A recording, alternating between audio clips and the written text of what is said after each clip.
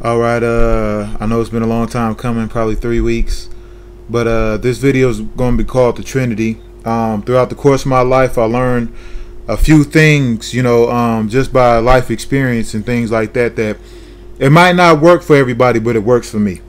So I thought I'd probably share it. It's called the Trinity, where you keep your family away from your friends, you keep your friend away from your girlfriend, and you keep your girlfriend away from the family. It looks like this. You keep these away from each other for the simple fact of conflict, dialogue, things of that nature, where each of those individuals should be specifically designated to you. Your family should be for you and not your friend or your girlfriend. Your girlfriend should be for you and not your friend or your family. And your friend should be for you, not for your girlfriend or your family. Case in point, I know everybody has a story where they have like a friend that tried to fuck their girlfriend, or a friend that tried to fuck their sister or a relative, or they got a relative that tried to get at their friend, or they had a relative that tried to get at their girlfriend, or even their girlfriend tried to get at their relative or their friend. It just causes conflict where lust corrupts the soul, and sometimes people don't know how to let go. Once you and her relationship is over, she's still kicking it with your friend or your girlfriend, and the situation becomes uncomfortable. You know what I mean? Where you kicking it with your friend, and your friend invite your girlfriend, or your ex-girlfriend, if y'all break up, over to come kick it with you and your new girlfriend. Like, some things should just be, once something is ended, once something is dead, it should stay dead. If you cut somebody off, you should cut them off.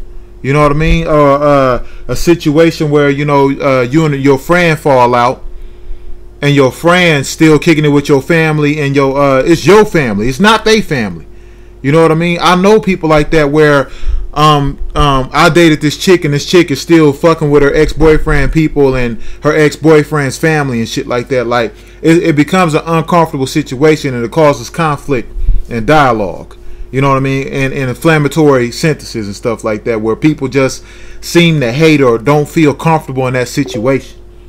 You know what I mean? So let's just keep that in mind. This is just a method that worked for me. I done caught my friend fingering my girlfriend. I done caught my girlfriend talking about something. If she was with me, she'd fuck my brother and shit like that. And it's just, you don't need that kind of atmosphere. You don't need people deep inside your personal business like that, to the point where your girlfriend, your ex-girlfriend or whatever like that, sitting up there trying to get information about you, about your dad, or about your sister or whatever like that, or people talking shit behind your back. I mean, everybody talks shit behind everybody's back, but you don't need somebody trying to cause that rift, you know what I mean, like that. So this is just my method. I'll call it the Trinity method. I try my best to keep the parties separate.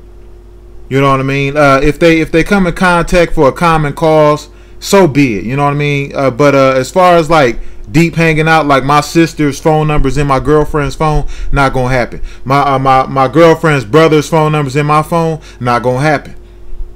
Or my best friend's phone number's in my girlfriend's phone, nope, it's not gonna happen. And fuck all that oh, you got a friend for my friend shit. Nah, because if something don't work out, or if something seep out, or if your friend say something grimy about you and she reported back to this girl, and this girl reported back to your girlfriend, and your girlfriend reported back to you, next thing you know, hey dog, why you say that shit about me? Keep the party separate. But then again, you do suffer more for what you don't know, but some shit is just best to take it to the grave with you. You know what I mean? Sometimes you got to cut off a finger to save a hand. It's just my method. It works for me. If they do so happen to cross paths, it's strictly coincidental, because she don't know that you know him. You know what I mean? In any case. But even then, like if my girlfriend cheated on me with my guy, and she don't know that we guys, that's just grounds of catching her slipping.